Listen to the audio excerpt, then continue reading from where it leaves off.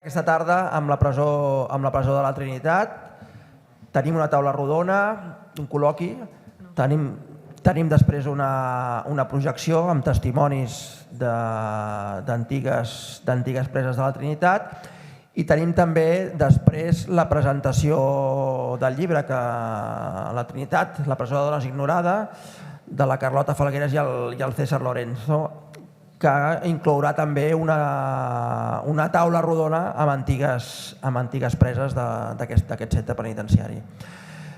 La sessió d'ara, en aquests moments, al col·loqui, hem tingut petits problemes tècnics que ja estan en resolució. Tenim en principi connectat des de l'altra banda de l'Atlàntic l'historiador César Lorenzo i tenim venint des de la Model a l'altre ponent que està aquí al costat de la Maria Mayo, que ja la tenim aquí, l'Elisabet Almeda, que està venint en aquests moments i per tant començarem, com que a més ella era l'última que ha de parlar de tots tres, per tant arrencaríem per no perdre més temps i no fer-vos esperar més a vosaltres i arrencaríem el col·loqui amb el César des del Canadà, que, com sabeu, el César Lorenzo és historiador, bon coneixedor del món penitenciari, amb una tesi doctoral en la qual va analitzar i després es va publicar tot el que és la presó, el moviment penitenciari que va haver-hi durant la transició dels presos socials a casa nostra,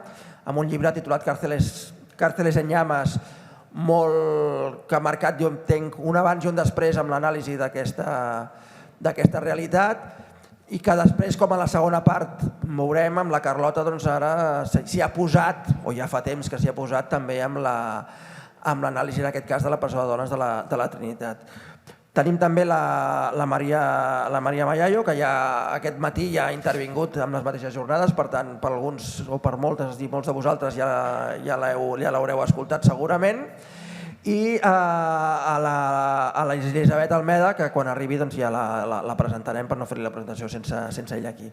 Sense més, es tracta aquesta primera part de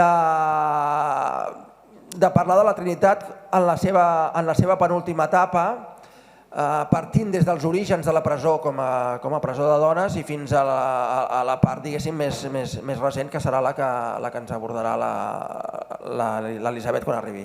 Per tant, sense més, i per no perdre temps, jo li passaria la paraula al César, que ens pot situar quins són els orígens d'aquesta presó, els orígens de la seva gestió penitenciària, prou interessant, i també acostar-nos a quin és el perfil de les preses que hi havia en origen, el perfil delictiu de qui estava interna en aquesta presó del barri de la Trinitat de Barcelona. César, ens sents, entenc, des de l'altra banda de l'Atlàntic? Correcte, sí, us sento perfectament. Doncs vinga, arrenca, tot teu. Molt bé, gràcies. Sisplau, avisa'm quan em quedin pocs minuts perquè no controlo massa els temps i no sé quant temps tinc per fer la meva intervenció. Bé, primer de tot, moltes gràcies als organitzadors i les organitzadores per convidar-me en aquestes jornades tan interessants que malauradament no puc seguir presencialment perquè estic a Toronto. Dit això, sense més preàmbuls, com ha dit el Marc, la presó de la Trinitat era una espina clavada que jo tenia feia molt de temps perquè l'havia tractat de passada en la meva recerca doctoral, però creia que havia de ser objecte d'una recerca en profunditat i és el que després presentarem amb la Carlota Falgueras i el Jordi Font. Ara us faig una mica de situació, d'estat, per conèixer una mica a què ens referim. S'haurà parlat aquest matí i els dies anteriors, m'imagino, la presó de les Corts estava en un estat deplorable i als anys 40 es parlava de la necessitat de construir-hi una nova. Les primeres referències que jo he trobat a l'arxiu municipal són de l'any 47, quan ja l'alcalde diu, escolta, necessitem una nova presó, també ho diuen des de la Direcció General, i es posen a buscar.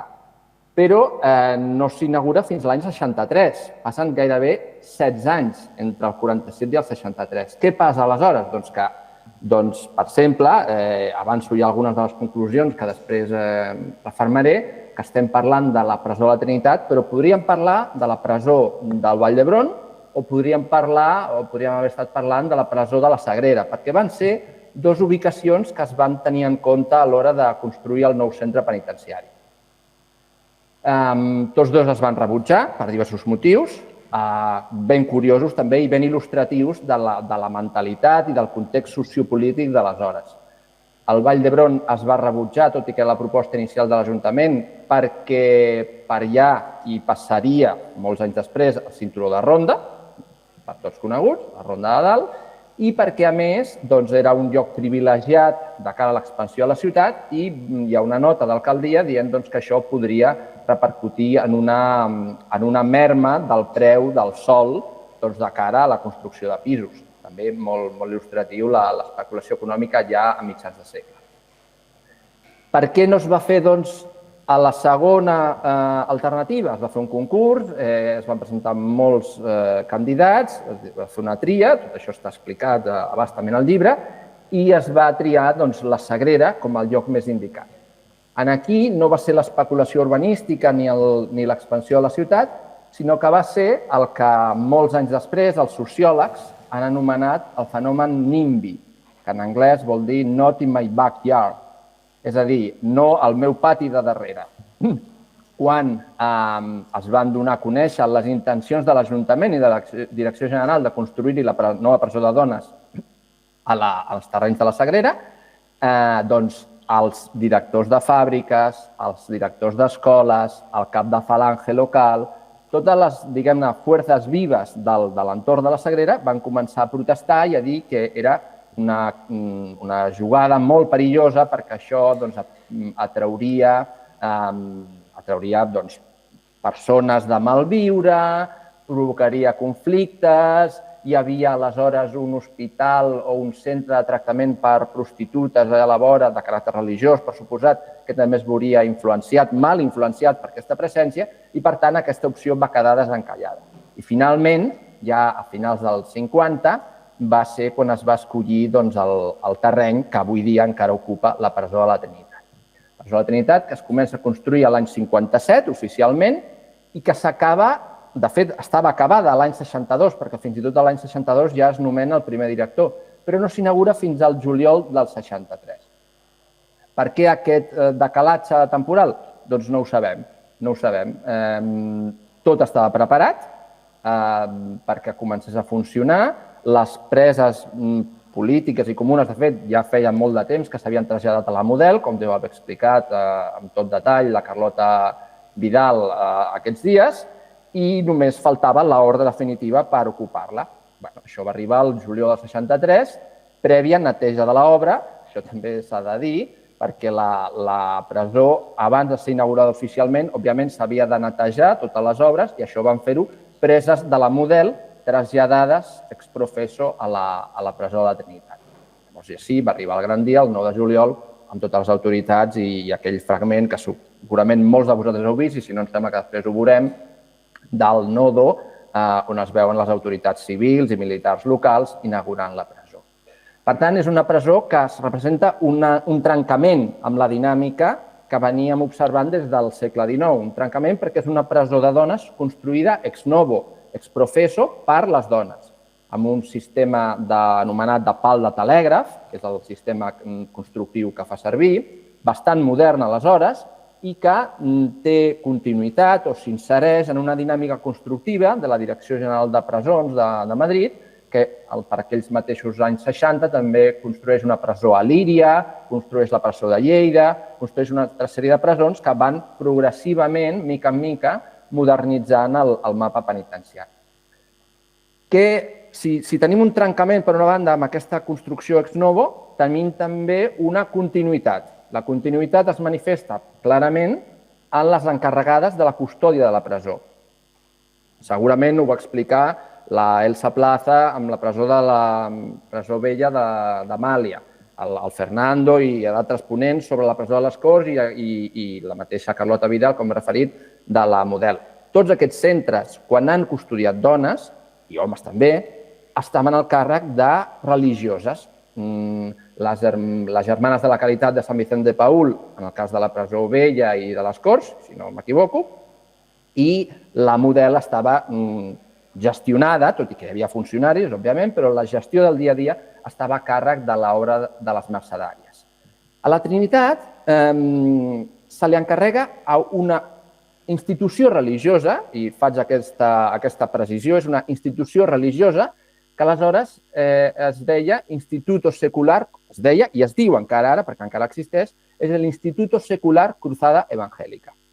No és una ordre de monges, no és una ordre religiosa, i així ja començo a desmitificar o a matisar algunes de les coses que s'han dit durant pràcticament 40-50 anys. No són monges, són religioses seglars, fan vots de castedat, fan vots d'obediència, de pobresa, però no tenen l'obligació de viure en comunitat com les ordres religioses. Per tant, no són monges, tot i que ho semblessin. Per què se li encarrega aquesta ordre religiosa? Doncs és una institució religiosa, institut religiós. És una institució que es crea a l'any 37 a Santander, formada per un mossèn que havia estat pres durant el període republicà de la Guerra Civil a Cantàbria, Doroteo Hernández Vera. Després de sortir del captiveri a Santander, decideix crear una organització per predicar, per fer apostolat, sobretot entre els condemnats a mort, que aleshores eren moltíssims degut a la presa per part de l'Exèrcit Nacional de Santander. Doncs aquesta voluntat de predicar la paraula de Déu, de fer apostolat, ell diu la mies és mucha i les manos són poques, una cosa així, diu l'Evangeli, i ell es fa seva aquesta frase, doncs el que fa és reclutar una sèrie de dones joves, noies, vinculades a Acció Catòlica, i comença a portar-les per les presons de Cantàbria i a poc es comença a estendre per les províncies del voltant per predicar la paraula de Déu. Aquesta organització creix ràpidament, comença a expandir-se, se li encomana la gestió d'un alberg per exrecluses a Madrid a principis dels anys 40 per part de la Direcció General de Presons i més tard seran els encarregats, les cruzades evangèliques seran les encarregades de custodiar, de fer anar, de gestionar la prisió per a mujeres caídes de Segovia. La presó de Segovia, que havia estat presó central de dones en els anys 40, d'això n'ha parlat a bastament el Ricard Vinyes, el Fernando Hernández i molts d'altres, aquell escenari de lluita amb aquella vaga tan forta de resistència, tan important que va haver-hi a Segovia als anys 50, això passa, a principis dels 60, si no recordo malament, l'any hauria de buscar, passa a ser una presó destinada a custodiar, un centre destinat a custodiar mujeres caïdes, que no és altra cosa que dones que es considerava per part del règim que exercien la prostitució. Com que la cruzada evangèlica, l'institut, les dones, aquestes cruzades evangèliques gestionaven prou bé aquesta institució, en un moment donat se li encarrega per part de la Direcció General de Presons de Madrid que es faci càrrec de la nova presó que s'està construint en aquells moments, que s'acaba de construir i que entrarà en funcionament el 1963 a Barcelona. Aquest encàrrec, que hauria d'estar referendat per un conveni, per un contracte, per un acord, en definitiva, per un document, doncs jo no he estat capaç de trobar aquest document. I no ha estat per manca de voluntat ni manca de perseverància. A l'Arxiu Central, a l'Arxiu General del Ministeri de l'Interior, on es conserva la documentació penitenciària, afirmen que no hi ha aquest document. A l'arxiu del fons de la presó, d'aquí de Catalunya, on està conservat, a l'Arxiu Nacional, tampoc hi és aquest document o aquest marc o aquest acord. I, per suposat, l'Instituto Secular Cruzada Evangélica, que és una institució religiosa que continua funcionant i continua fent tasca d'apostolat i d'altres tasques, doncs s'ha mostrat completament impermeable a totes les peticions de diàleg, de col·laboració que li hem adreçat. Per tant, sabem que se li encarrega aquesta institució perquè així ho diu un biògraf de Doroteo Hernández Vera, el fundador de la Cruzada, però no sabem en quines condicions. El que és cert és que l'any 63, al juliol, ja tenim a 12-13 cruzades, senyorites cruzades, com s'anomenaven elles, disposades a fer-se càrrec del règim intern, és a dir, de la vida diària a la presó. presó, que, com us dic, va ser inaugurat aleshores, amb les preses que hi havia a la Model, que van ser traslladades progressivament a la nova ubicació de la Trinitat. Bé, hem parlat breument, perquè la taula m'obliga, del totxo de l'edifici, ubicat a la Trinitat per descarte de les altres dues ubicacions anteriors. Hem parlat breument de les cruzades, després en parlarem més, perquè les cruzades hi van ser a la presó des de l'any 63 que s'inaugura fins l'any 78, ja en parlarem quan són expulsades o marxen i veurem què passa amb elles. Parlem una mica també del tercer gran element, que és la presó, que és fonamental, que són les preses. Sí, teníem continuïtat per part d'institució religiosa i trencament per part de construcció ex novo de l'edifici. Amb les preses hi ha una mica de cada. A veure, les preses, primer de tot s'ha de dir que fins ara no teníem constància, o almenys jo no he estat capaç de trobar, cap referència al volum de preses que van passar per aquesta presó. I ara ja sí podem dir quantes van passar.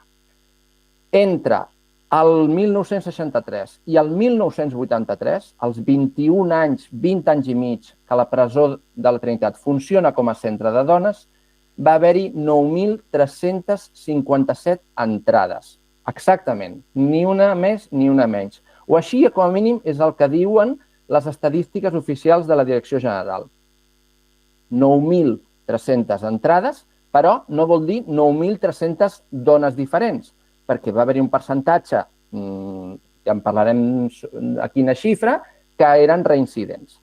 Llavors, d'aquestes 9.000, quantes van entrar per delictes de caire, diguem-ne, polític, per les seves idees, per les seves accions contra la dictadura, i quantes van fer-ho per delictes de caràcter comú, per delictes de dret comú o per aplicació d'altres normatives que no es tipificaven dins del Codi Penal, que no estaven tipificades com a delictes dins del Codi Penal, però que també suposaven la presó. Bé, això no ho diuen les estadístiques, però a partir del buidat sistemàtic que hem fet del fons penitenciari conservat a Sant Cugat, a l'Arxiu Nacional, hem revisat 3.000 expedients de preses de la presó entre el 63 i el 83, per tant, un terç del total de les entrades i més de la meitat que es conserven. Les xifres que dona aquesta visió, aquest buidat, són les següents. Al voltant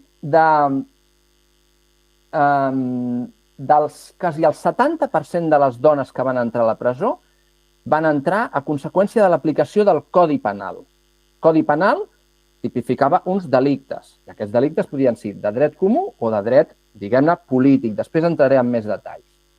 Un 16% van entrar a causa de l'aplicació de la Ley de Vagos y Maleantes o de la Ley de Peligrosidad y Rehabilitación Social, que va ser la llei que va donar continuïtat a l'antigua gandula, com es deia popularment, a la Ley de Vagos y Maleantes. Aquest 16% podem suposar, tot i que no tenim les dades exactes, que bàsicament es traduïa en dones acusades de practicar la prostitució, de no tenir domicili fix, de prendre alcohol a la via pública, de més tard, a partir de finals dels anys 70, consumir drogues, etc.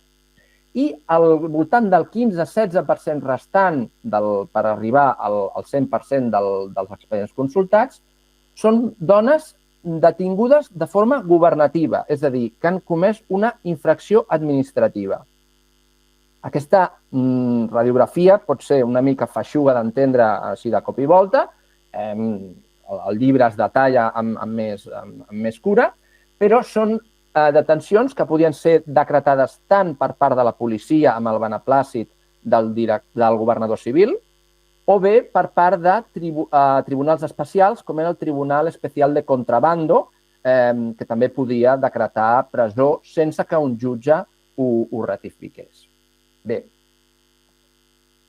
vista aquesta panoràmica general, anem a veure quantes eren polítiques i quantes eren comunes. Doncs, dels 3.240 causes d'ingrés analitzades, perquè són 3.000 expedients, però algunes dones acumulen en una mateixa entrada diverses acusacions, per tant són 3.240 causes d'ingrés. Polítiques només representen 360, és a dir, al voltant d'un 11%. I què vull dir en polítiques? Doncs agrupem en la categoria de polítiques totes les dones acusades de delictes contra la seguretat interior de l'Estat. Aquí podia haver-hi des de manifestació il·legal, atemptat contra l'autoritat, propaganda il·legal, reunió no pacífica, tinença d'explosius, terrorisme, etc. Per tant, al voltant d'un 11% de preses polítiques, sobretot concentrades en el període 63-78, després encara en continuen entrant unes quantes, però moltes menys, i un 90, quasi un 90% de dones que ho fan per delictes de tipus comú. Per tant, jo vull trencar una llança en favor de la memòria i de la història de les preses de delicte comú. Preses que, si estudiem en detall els seus expedients, quan això és possible, perquè moltes vegades els expedients no donen detalls de la seva biografia, podem veure que són víctimes de violència masclista per part dels seus homes, que són víctimes de condicions econòmiques completament precàries, que són víctimes són acusades de còmplices dels seus homes que han fet robatoris i amb elles les acusen d'encobriment, coses per l'estil. S'ha de filar més prim, tot això no puc desenvolupar-ho perquè no tinc temps, però sí que s'ha de dir que la presó de la Trinitat, igual que havia succeït a la presó Model, igual que havia succeït a la presó de les Corts, tot i que les recordem bàsicament pel seu caràcter de presó política, com és lògic, en termes quantitatius va ser una presó de preses comunes, que van patir unes condicions de vida també molt dures, igual que les polítiques. Bé, per tant, tenim continuïtat, ja ho he dit, a les encarregades de la custòdia, tenim trencament en la ubicació de la presó i tenim una barreja en la qüestió de les dones. Les polítiques hi ha un trencament.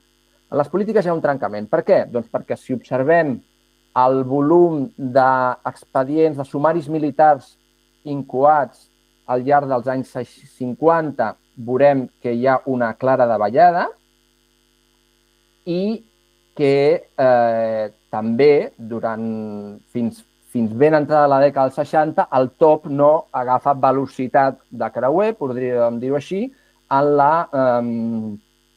la tramitació de sumaris. És a dir, el volum de sentències i de condemnes dels tribunals militars i del top deixen la franja dels anys 50 i tota la primera meitat fins a finals dels anys 60 amb un baix nivell d'incidència. Per tant, ja les preses polítiques que tenim a la Trinitat no tenen res a veure amb les de les Corts, per suposat, i poc amb les de la Model. Per la Model va passar una que sí que havia estat que després va estar a la Trinitat, precisament, la Dolors Folk, que no ha pogut estar aquí amb vosaltres avui, aquests dies, per un tema de salut, però la Dolors Folk va ser aquest nou perfil d'estudiant ja l'any 62, primer presa a la Model breument i després a la Trinitat a l'any 64, però és a partir de l'any 66 que es crea el Sindicat Democràtic d'Estudiants de la Universitat de Barcelona i de les mobilitzacions del 67, 68, 69, etc. i tota la primera meitat dels 70, quan el volum i el perfil de presa política del tardofranquisme es perfila i es manifesta en tota la seva contundència. Són dones molt joves, són dones estudiants, algunes fins i tot d'educació secundària, d'altres universitàries, dones treballadores emmarcades, enquadrades en el sindicat Comissions Obreres i en d'altres organitzacions polítiques, i també, ja a mitjans i finals dels 70, dones que participen d'organitzacions de lluita política, fins i tot algunes d'elles de lluita política armada contra la dictadura. Però, insisteixo, són al voltant d'un 11, un 12%, segons els meus càlculs, del volum de dones que van passar per la Trinitat. Aquest perfil, insisteixo, de dona molt jove implicada en els nous moviments socials de finals de la dictadura no té res a veure amb el perfil de dona presa que haureu vist, que hauran retratat tant la Pilar Molina, com el Fernando Hernández Holgado, com el Ricard Viñas, com tota la sèrie d'historiadors i historiadores i de testimonis que han parlat sobre la presó de l'any 39, dels anys 40 i de primers dels 50. És un canvi generacional que trenca amb les dinàmiques que havíem vist fins aleshores. Pel que fa a les preses comunes... César, perdona, portes 20 minuts, tens un parell de minuts per anar tancant. Acabo de seguida. Per que fa a les preses comunes, dir que d'una banda es continua observant els delictes per pura necessitat, robatoris de coure, robatoris de ferralla, minyones que roben els senyors, coses que s'han vist al llarg de tot el segle, diria, però també a finals de la dècada dels 60 i sobretot dels 70 hi ha també tot un perfil de nova presa comuna que té a veure amb, per exemple, moltes estrangeres que són detingudes a Barcelona acusades de prostitució, moltes detingudes a Algesires acusades de voler passar haixís des del Marroc que arriben empresonats a Barcelona perquè Barcelona està més a prop dels seus països d'origen, etc. Hi ha un canvi de perfil també en les preses comunes. I ho deixo aquí i aquí ja us he donat prou la cabarra. Gràcies, César. Aclarir que hem tingut el César Lorenzo Rubio, que no és l'Alba Torrent Berneta, que és la connexió amb la qual ha entrat des de Toronto. Sí. Però després tindrem ocasió de tornar a parlar amb el César. Ara és el torn de la Maria Mayallo Vallverdú. Ella és historiadora de la Universitat de Barcelona amb un treball de final de màster sobre precisament les preses de la Trinitat i ha estat i segueix treballant a partir d'una beca i per tant és pertinent que a partir de la radiografia i del perfil que ens ha fet el César d'aquests milers de dones que van estar a la presó de la Trinitat a partir de l'any 63 i fins a finals dels anys, fins als primers dels anys 80, aquest perfil que ens ha traçat el César, tant de les preses com de les que s'encarregaven de les cruzades evangèliques que s'encarregaven de la gestió de la presó, la Maria ens plantejarà i ens explicarà com era el dia a dia d'interior d'aquesta presó de la Trinitat i dintre d'aquest dia a dia, amb unes dures condicions que el César ens ha insinuat i que la Maria segurament ens concretarà i ens detallarà una mica més, també quines tensions i quines reivindicacions van sorgir a dintre de la presó de dones de la Trinitat i a més en un context de canvi social i de canvi polític molt concret com és el de la transició. Per tant, endavant, Maria. Moltes gràcies. Sí, la idea és una mica travessar aquests murs de la presó i adentrar-nos una mica en el que podria ser una rutina dins de la Trinitat Vella, tot i així, òbviament, fer el matís que el relat que jo ara puc explicar està fet en base de testimonis, tant de preses, testimonis escrits com orals, que veig alguna cara per aquí familiar, però després tindrem la taula de les pròpies expreses que animo tothom a que es quedi a assistir i escoltar-les perquè al final el seu testimoni no el podrà explicar ningú millor que elles. Tot i així faig una breu pinzellada que la presó de la Trinitat Vella, tot i ser una presó de construcció nova, com comentava el César, i amb aquesta pretensió de ser una presó moderna, d'intentar apostar per un tracte més humanitari, abogar per la reinserció i la rehabilitació de la presa en societat, la realitat dintre els murs podem afirmar que va ser una altra. Els testimonis consultats, tant en llibres com en entrevistes, coincideixen en assenyalar l'ambient repressor, asfixiant i denigrant que es vivia dins d'aquesta presó provincial de dones. La finalitat de les cruzades evangèliques era, doncs, aplicar una rutina punitiva disciplinària per fer-les dòcils, intentar-les tornar a encarrilar en el camí d'aquesta abnegada maternitat i la cura de llar i ser una dona correcta. L'ingrés a la Trinitat en funció del pas previ, de la situació prèvia d'on provenien les preses, doncs tenia un impacte o un altre. No? Pel que he pogut consultar, doncs, aquelles que van passar per Via Laietana i van patir les tortures de la comissaria que tenim aquí encara avui en dia al centre de la nostra ciutat, l'entrada a presó va suposar quasi un alliberament per el fet de deixar d'estar en aquell espai aïllades, però en canvi per aquelles que no havien passat per la per la comissaria van viure l'entrada a la presó amb un fort xoc i un impacte. Entrar a la Trinitat suposava passar per un escorcoll, com en qualsevol presó, però m'agradaria citar Inés Palou, que és una expresa comuna, que va fer un llibre que ella diu que un cop fet el cacheo físico tocava el cacheo psicológico i que la monja superior et feia tot un seguit de preguntes, que si és soltera, casada, virgen, viuda, mancebada, separada, si hace la prostitución, si tiene contacto con hombres, si le gustan las mujeres, cómo vive, cómo piensa, etcétera, etcétera. Nada queda por preguntar. Una mica aquesta idea d'intromissió en el pensament i en la vida de les dones que entraven a la Trinitat per poder establir una mena de judici moral cap a aquestes dones i a partir d'aquí tractar-les amb un càstig adient. Una mica la rutina que ens podem imaginar de la presó, el dia de la Trinitat començava ben d'hora, cap a les 7:30 del matí, i la monja de torn despertava les recluses a cops de reixa i el soroll de ferro marcava l'inici d'aquest dia.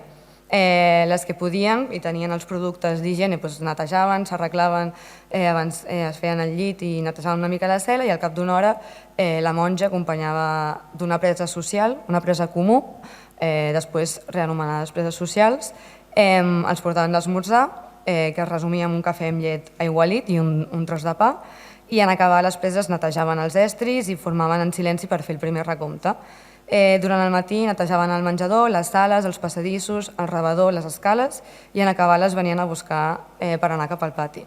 Veurem que el tema de la higiene, de la neteja, perquè al final la neteja de l'espai era una constant en aquest centre i m'atreviria a dir que no només en aquest, sinó en els centres femenins, els centres penitenciaris femenins, una mica amb aquesta idea que les dones han de netejar i d'aquesta és la manera d'ocupar-les al llarg del dia. A la 1, de nou, silenci i recompte. Després de dinar fregaven els plats, els coberts i les cassoles i abans de tornar a la cel·la, de nou, formació en silenci i un altre recompte. A la cel·la, si estaven molta estona sense fer res, hi havia l'opció de llegir, però els llibres de la biblioteca eren limitats, ja que havien passat per la censura. Després parlarem d'aquesta censura. A la tarda hi havia un altre moment de sortir de l'habitació per anar a un quartet petit on hi havia una televisió que només emetia programes infantils o de passatemps de la TV1. A l'hora de les telenotícies la televisió s'apagava i l'alternativa als programes del cor era jugar a l'oca o al parxís. Després de l'hora del recreo les tornaven de nou a la cel·la i una manera agradable de passar aquesta estona era xerrar amb les companyes, com algunes de vosaltres m'heu explicat, i deien, cito textualment, allà parlàvem de tot, a part de política també parlàvem de temes personals, de nòvios, de la família, de les aficions, clar, tot el dia juntes sortia el que sortia, diu aquest testimoni. Veurem doncs també el tema de la censura i de l'oci, vinculat aquí una mica amb la pretensió de no formar aquestes dones preses, tot i voler emparar-se en aquesta idea de rehabilitar a les dones preses. La formació que se'ls oferia dins de la presó era més aviat escassa i limitada i sempre destinada a perpetuar aquest ideal domèstic de la dona. També a la Trinitat ja existia una sobrevigilància, si el règim general de presons ja habitualment no s'aplicava correctament ni a les presons masculines, doncs a les presons de dones encara es cometien més irregularitats, després segur que el Med ens pot aprofundir en aquest aspecte, i un dels principals aspectes era la duresa de restricció de moviments i a l'hora de traslladar-se d'una sala a una altra, d'anar a infermeria, sempre acompanyades d'una monja. Un altre aspecte a destacar era el pes de la religió que impregnava tots els espais de la presó, tot i estar a les acaballes de la dictadura franquista i fins i tot els anys de la transició a la democràcia, sobretot el període que van estar-hi les monges, fins l'any 78, com no sé si ha comentat ara el César, aquests 15 anys de gestió per part de les cruzades, s'aplicava una fèrria disciplina basada també en l'assistència espiritual, en resar, en arrepentir-se, en tot un seguit d'idees, al final, nacional-catòliques, per redimir aquesta pena. L'adoctrinament moral era un pilar fonamental, com he comentat, i hi havia una sala d'actes habilitada per fer conferències o acollir alguna visita important dins la presó, però sobretot es feia servir quan la superiora, la monja, volia donar una lliçó de caràcter general. Un testimoni també comentava: allí hay misa diaria, rosario diario, rezo diario antes de cada comida, al terminar a todas horas. Hay que claudicar, ir a misa, cantar himnos religiosos, etc. etc. Amb el tema de la censura no m'extendré, però bàsicament tots els llibres que entraven a la presó passaven un cribatge i les monges decidien què era el que era apte o no, però fins al punt de dir que qualsevol cosa que pogués semblar comunista, una novel·la d'un escriptor rus com podria ser Dostoievski, era també descartada. Aquest era el nivell de paranoia d'intentar controlar tota aquella informació que podia entrar a dins de la presó.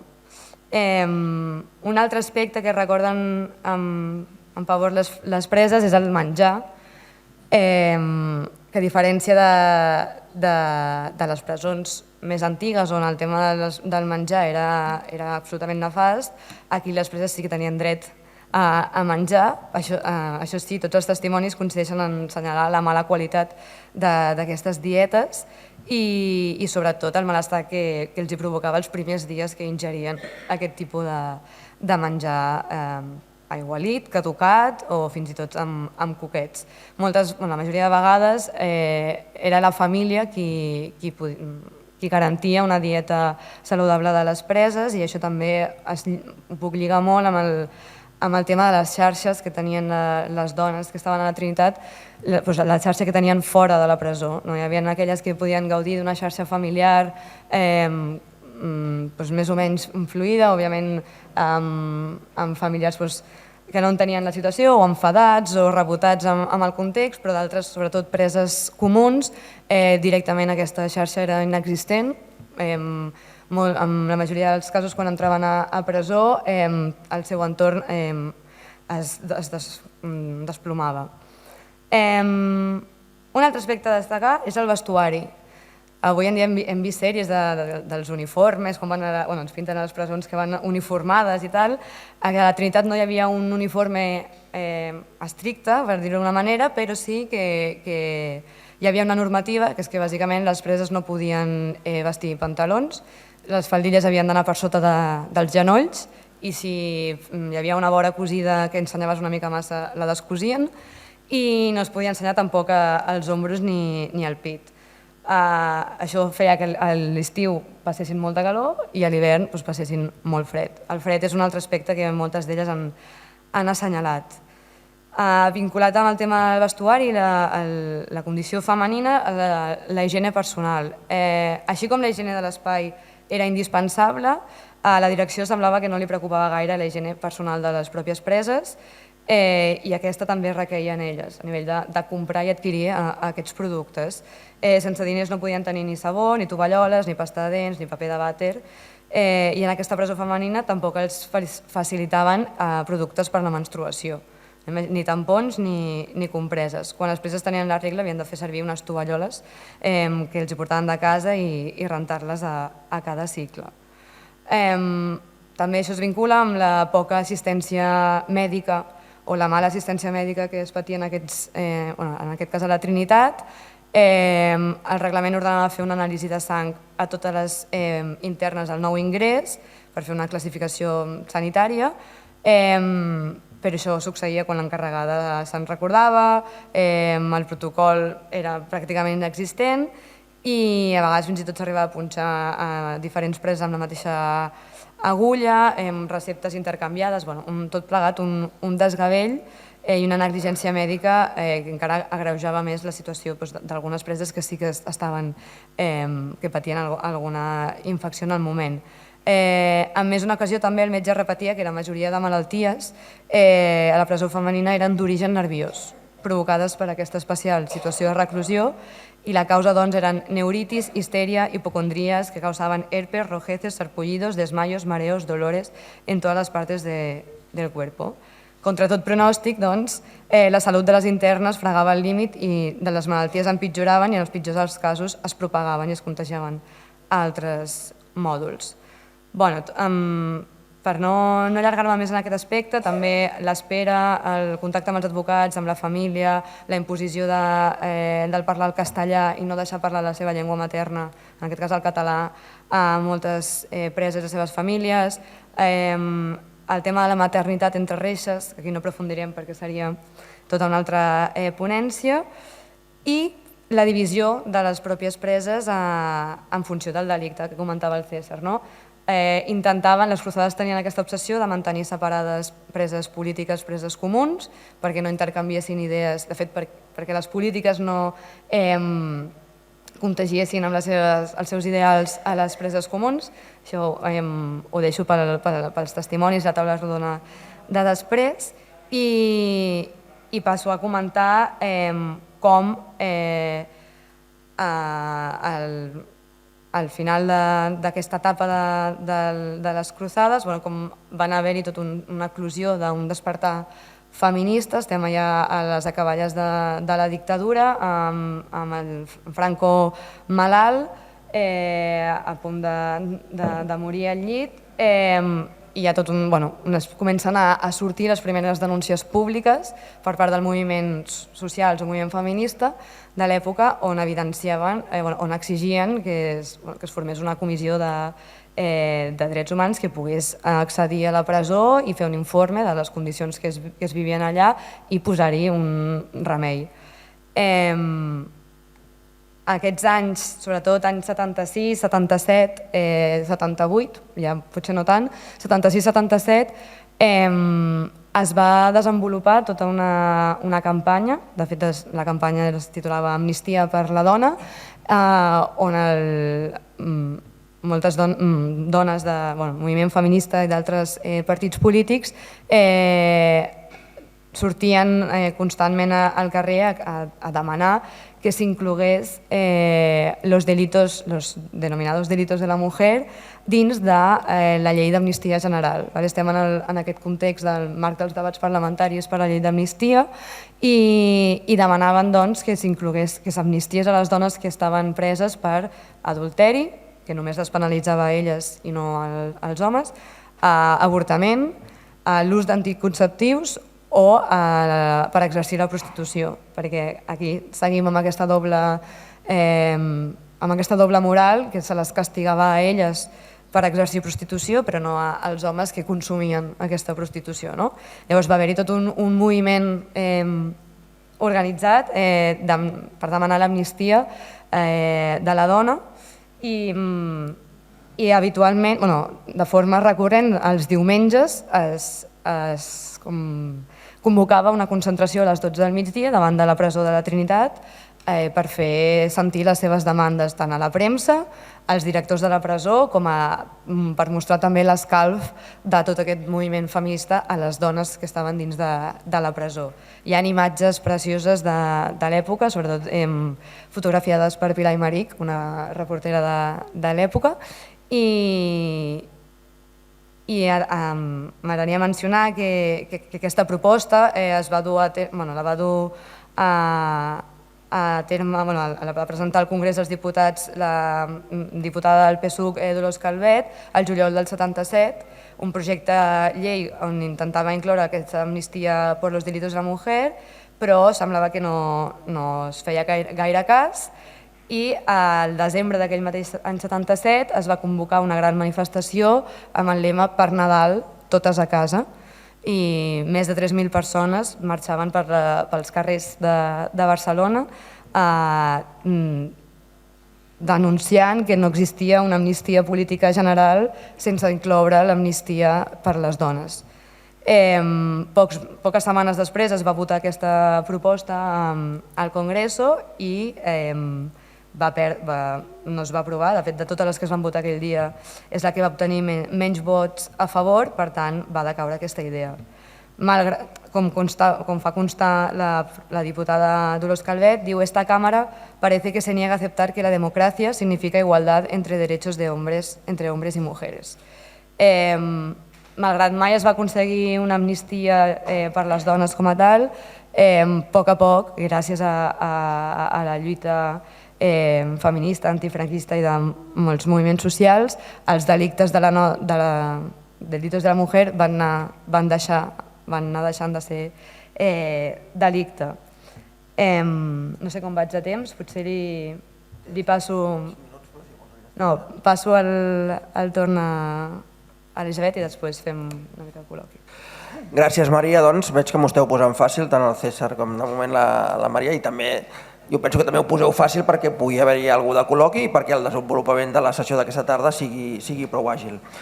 Tenim l'Elisabet Almeda Samaranch, que és llicenciada en Ciències Econòmiques per la Universitat de Barcelona, màster en Polítiques Socials per la Universitat de Kent, a Canterbury, està postgraduada en Justícia Criminal i és doctora en Sociologia per l'Autònoma i professora de la Universitat de Barcelona. Per tant, tenim un currículum aquí important que, entre moltes altres coses, s'ha dedicat a analitzar els temes de presons, els temes de gènere.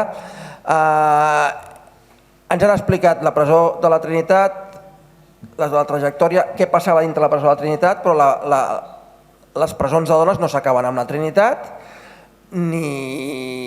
és a dir, la realitat de les presons i de les dones és un fet, diguéssim, que arriba fins al present. La idea és que l'Elisabet ens situï una mica i ens faci aquest pont de com és aquesta realitat penitenciària de les dones a casa nostra des de la Trinitat fins al moment actual. És el teu torn, Elisabet. Perfecte. Trobo que fa una mica de fred aquí. Disculpeu que he arribat tard, estava a la Modelo, m'havia confós d'edifici. Moltes gràcies. Moltes gràcies a la Maria Mayayo, que em va venir a veure fa potser 2 anys.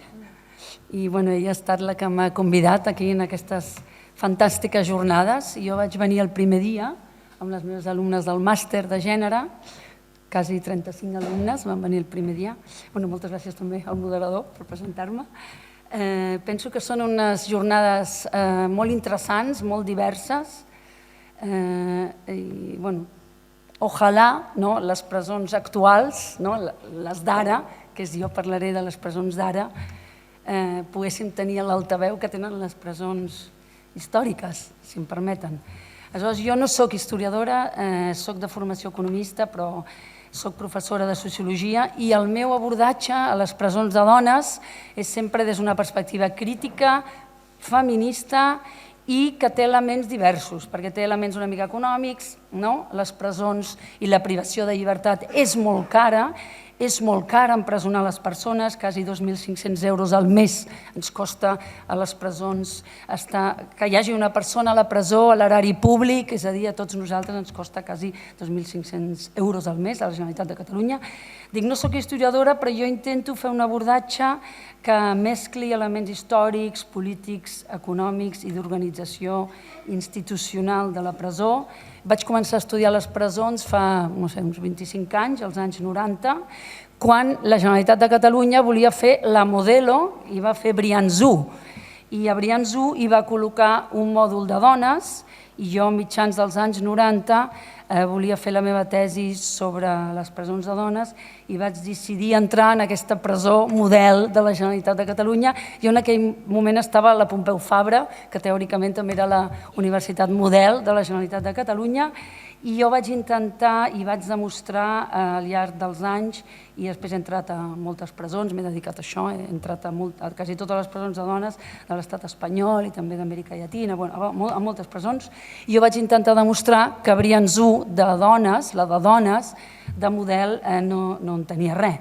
Però Primer, m'agradaria dir-los que el tema de les presons de dones és un tema molt difícil. Ho comentàvem amb la Maria, és un tema difícil, és un tema molt invisible, és un tema també oblidat en part pels moviments feministes en plural i també oblidat per l'acadèmia i, bueno, vull dir moltes coses, no, aleshores, quan vaig entrar a Brians, l'any 94, i vaig poder entrevistar a les dones de Brians, els funcionaris d'ordre i règim, els funcionaris de tractament, els jutjats de vigilància penitenciària que es cuidaven de Brians, els advocats progres que defensaven, bueno, pocs, advocades algunes que defensaven a les dones que estaven a les presons, els Mossos d'Esquadra que les detenien, etc. I tenia tot el material i tenia que començar a escriure la meva tesi doctoral amb un director de tesi que li semblava exòtic que jo estudiés les presons de dones, però no li interessava gens ni mica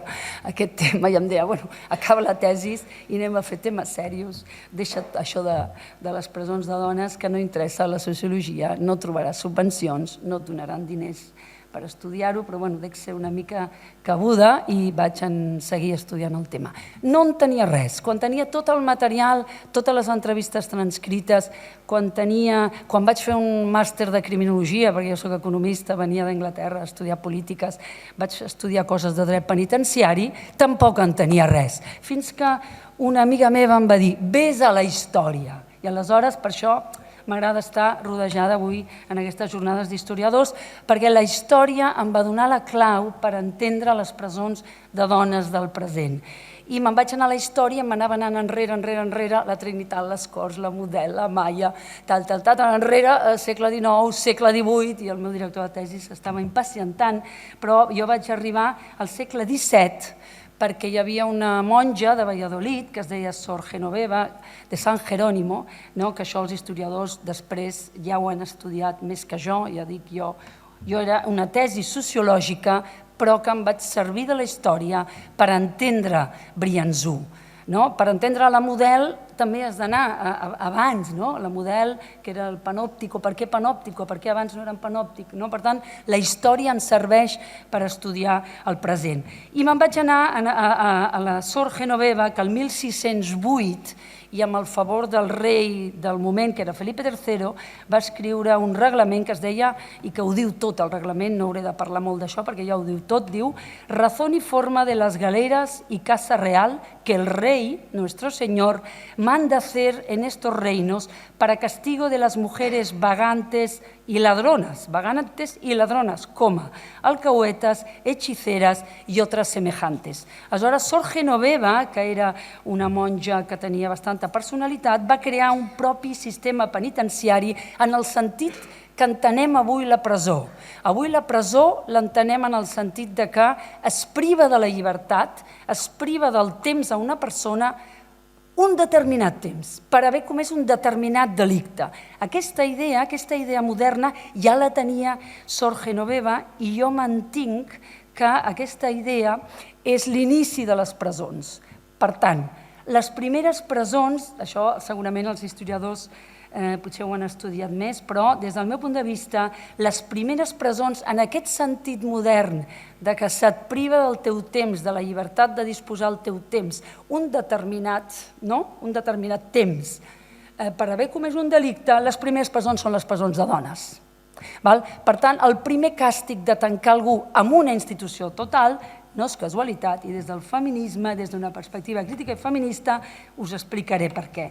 És a les dones. Per tant, jo, criticant a un gran filòsof francès, que és Michel Foucault, que va escriure un llibre molt interessant sobre la història de les presons, que diu que van néixer les presons en sentit modern al segle XVIII, jo li dic, miri, perdoni, les de dones van néixer abans. A les dones ja se'ns castigava d'aquesta manera, ja se'ns tancava en una institució un temps determinat.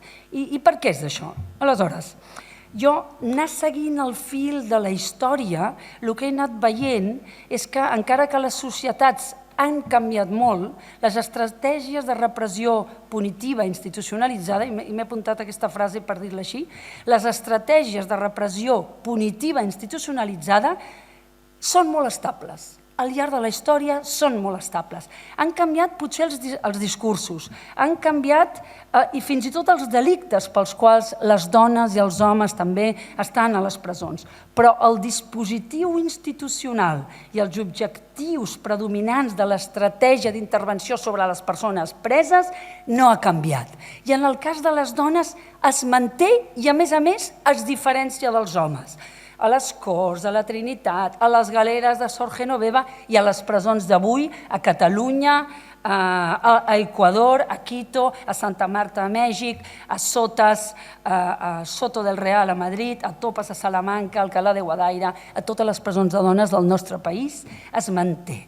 I es manté aquests trets diferencials i aquest control punitiu es manté en diversos temes. Aleshores, per intentar resumir, perquè clar, porto molts anys treballant i em puc enrotllar massa, diré alguns temes. I el primer ja l'han dit, ja el van dir el primer dia, ara no recordo, em sembla que van ser les dones familiars de dones polítiques preses, el tema de la domesticació.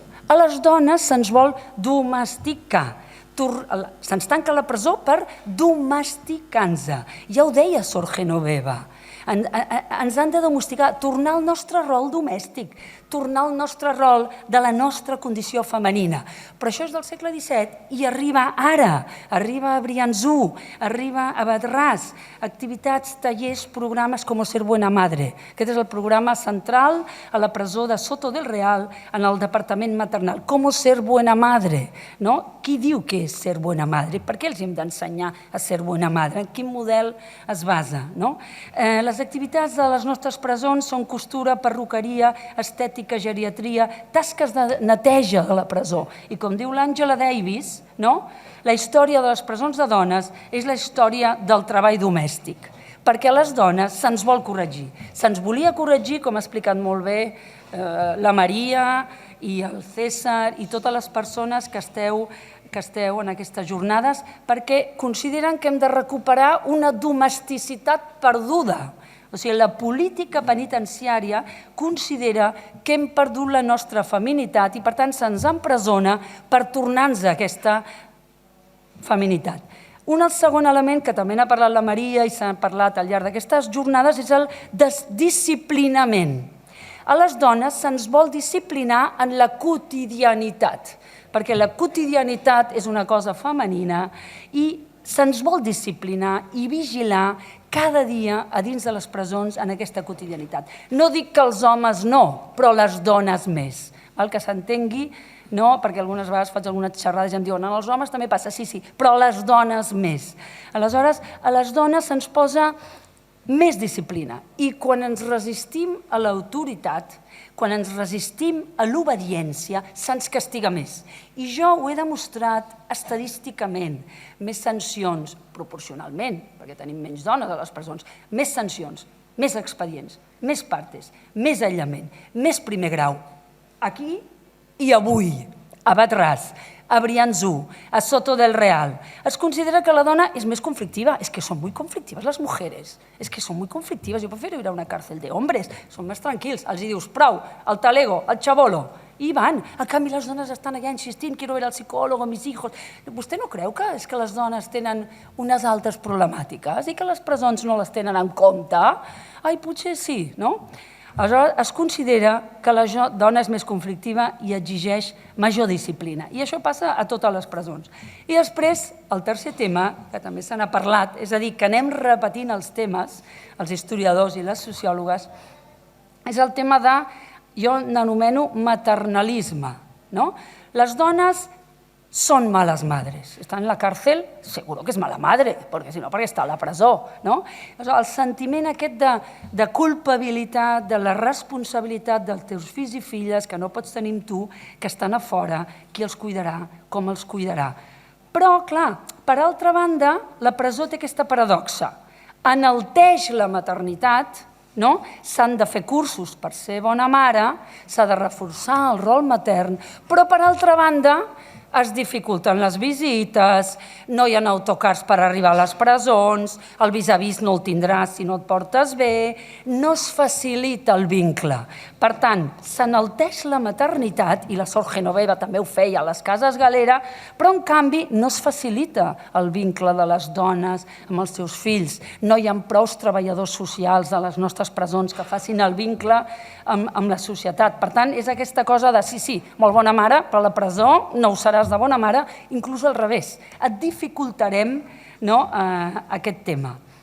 Aleshores, un altre tema, una altra cosa que es repeteix és l'aïllament de les dones. Les dones a les nostres presons, també ho deien el primer dia, estan més soles. Cues de presons de dones, germanes, amigues, amants, veïnes, etc., mirant els seus homes, anant a veure els seus homes, cues de dones, germanes, amigues, veïnes, anant a veure les seves dones. És cert que moltes dones també tenen els seus companys o pares dels seus fills a les presons, però les que no, tampoc hi ha homes a les cues el dia de visita de veure les dones. Per tant, les dones que fem el lligam amb la comunitat, que fem els vincles importants en la nostra societat en quant al teixit, a les dones que estan a les presons això se'ls hi trenca i aquestes dones, en molts casos, són abandonades. I tot això agreujat des d'un feminisme que jo practico acadèmicament i activismament, que és el feminisme interseccional, que si a més ets dona, pobra, racialitzada, estrangera, gitana, lesbiana, amb diversitat funcional, lluitadora d'un poble oprimit, guerrillera, etc., pitjor encara. És a dir, tot el que hem dit, encara pitjor. I, per cert, ja tinc una fletxa aquí, que m'he oblidat una cosa. A les presons de dones també es medicalitza més. Es medicalitza més i això es veu molt avui en dia. No tant històricament, perquè la ciència química no hi ha entrat tant, però la medicalització és excessiva a les presons de dones, això està molt estudiat per la criminologia feminista, per la sociologia crítica, i clar, quan estàs tan medicalitzat, a part de tenir una problemàtica de drogues, que moltes de les persones avui a les nostres presons, sobretot les dones, tenen aquesta problemàtica, no et permet canalitzar els teus problemes, et costa més relacionar-te amb les altres dones i també dificulta reclamar tots els teus drets. Dit això, clar, tot això per què? Perquè, com va dir també el primer dia entre les dones que veu parlar, tot això perquè estem en una societat patriarcal. I el sistema punitiu, el càstig, és fruit de la societat patriarcal. És a dir, els sistemes penals s'han anat construint pensant en una societat patriarcal que és anterior a les presons. Aleshores, jo el que sempre dic és que la presó és la punta de l'iceberg del patriarcat i que el poder punitiu utilitza la mateixa lògica que el patriarcat. I també ho van dir l'altre dia, la por, el control, la vigilància, les violències. Si et portes bé, sortiràs de permís. I deien el primer dia, si vas a missa, podràs amamentar el teu fill. Si no vas a missa, no sé qui ho va dir, no podràs amamentar el teu fill. Si no fas cas, aquest vis-a-vis i aquest locutori del diumenge no te'l donaré. Si no fas el que et dius i no et disciplines, no podràs sortir. És la por, el control, la vigilància, el que el patriarcat ens té tan acostumats a les dones. I la presó és això, és un sistema de premis i càstigs, com el patriarcat. Si compleixes els estereotips, si compleixes la teva condició femenina, estaràs ben encarrilada, si no, no. Aleshores, la presó, que jo dic sempre als meus estudiants, la presó, a veure, les dones que estem a fora ja estem més discriminades que els homes, en general. I les dissidències sexuals també estan més discriminades que els homes. A la presó, tot exponencialment, tot sobredimensionat. Per tant, es repliquen els estereotips de gènere a la presó i, clar, és que és el lloc ideal. El lloc ideal és la presó. A la presó es replica i es visibilitza els estereotips de gènere i per això és tan important que des del feminisme i des dels historiadors crítics estudin la presó, perquè a les dones Se'ns controla informalment des de que som petites, a les noies, a les dones dissidents sexualment, se'ns controla a la família, a l'escola, a la feina, a l'entorn social, a l'oci, al carrer, a la comunitat, se'ns controla. És un control social informal, diem els sociòlegs. Però quan aquesta noia ja no hi ha res a fer, quan la família ja no sap què fer, quan l'escola tampoc, quan ja veuen que no s'acaba d'encarrilar, entra el control social pur i dur, el control formal de la policia, el sistema judicial i finalment la presó, no?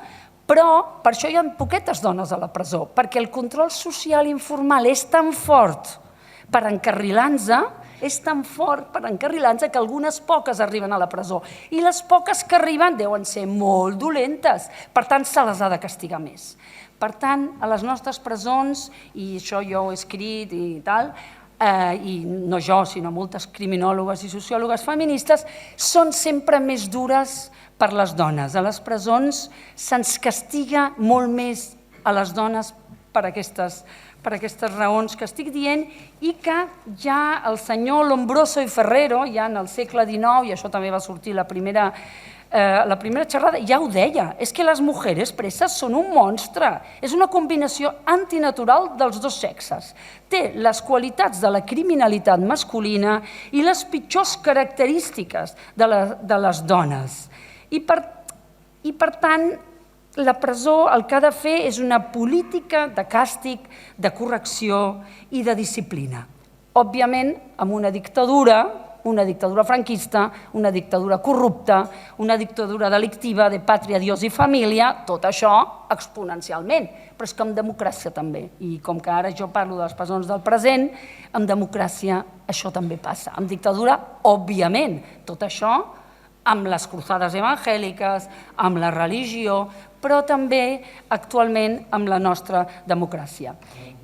I després, per dir dues cosetes més que m'agradaria dir, que està relacionat amb tot això, és el tema de la selectivitat penal.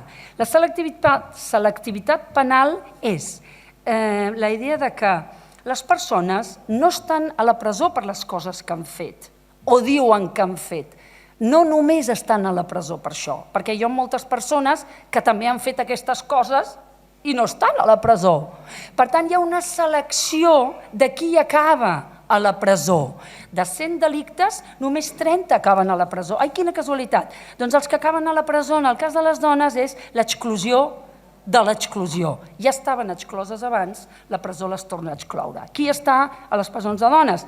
Dones sense xarxa de contenció, dones amb pocs recursos, dones toxicòmanes, dones que han sofert violència sexual, violència familiar, dones migrants, dones racialitzades, dones que estan en els últims esglaons de les grandes cadenes de narcotráfico, la que prepara la droga, la que emmagatzema la droga, la que porta la droga en el seu cos, se li diuen mula, normalment colombiana, llatinoamericana, i la transporta d'un continent a un altre i té una pena i una condemna gairebé de 6 anys.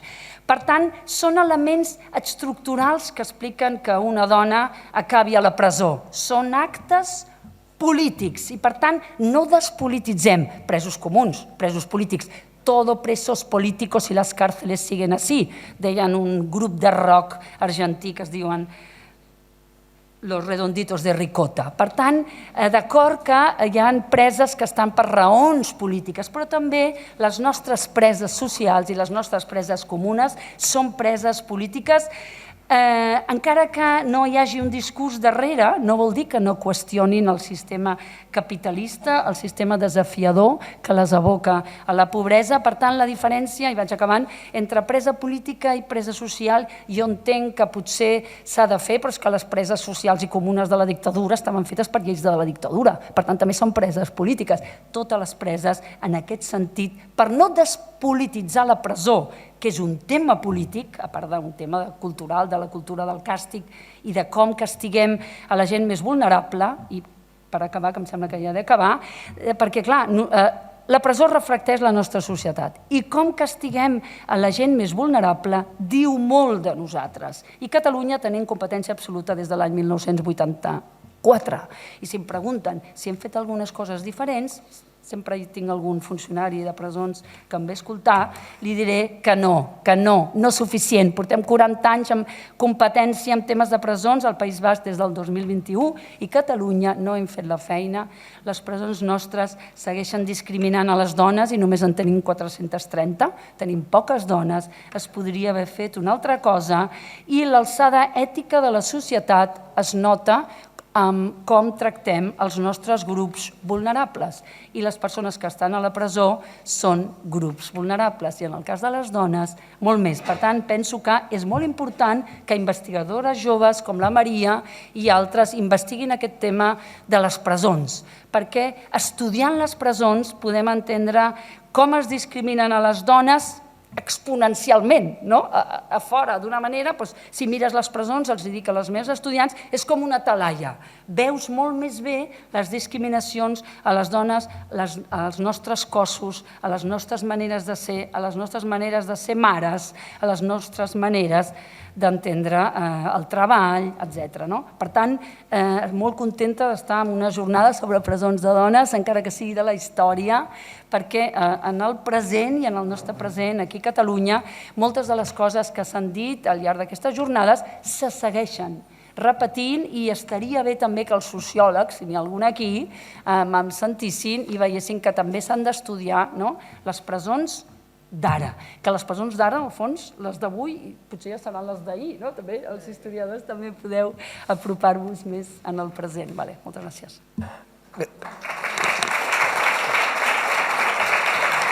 Gràcies, Elisabet.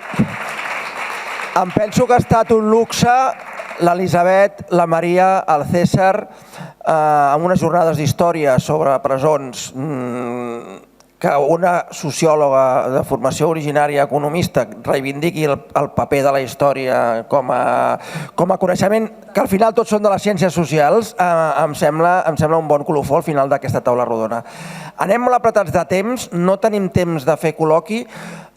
Només si hi ha alguna pregunta concretíssima a l'Elisabet, a la Maria o al César, agafaria dues paraules, però no per intervencions ni per reflexions, sinó per alguna pregunta concreta que diguis, escolta, m'ha quedat això, aquesta dada concreta, per aclarir. Si hi ha alguna d'aquestes, una per aquí, alguna altra? No? Doncs vinga.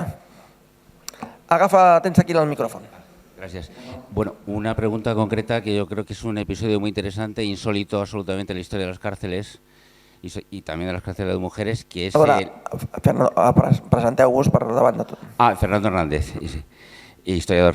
Y la idea era, el periodo de autogestión de la Trinitat creo que es interesantísimo. Hay unos días un tanto mitificados quizás, según he podido leer en el borrador del libro, pero bueno, hay unos días concretos donde la cárcel se autogestiona por las presas. Entonces me gustaría un comentario acerca de ello. Gracias. El tema aquest igual surt després precisament a la presentació del llibre i amb la taula rodona, però si tant la Maria com el César voleu fer algun petit spoiler, teniu un minut cadascú. Sí, bueno, no sé qui parla perquè no ho veig. César, comença tu. Vale. Bueno, a veure, el tema de l'autogestió, per qui no ho conegui, és que quan es van fer fora les cruzadas evangèliques al maig del 78, la presó va quedar sense funcionaris. No hi havia prou funcionaris, només quedaven 3 i es van haver de tornar durant un període de temps per fer-la funcionar. Jo mateix he escrit anys enrere que la presó es va autogestionar, el que passa és que s'ha de posar molts matisos i molt de context.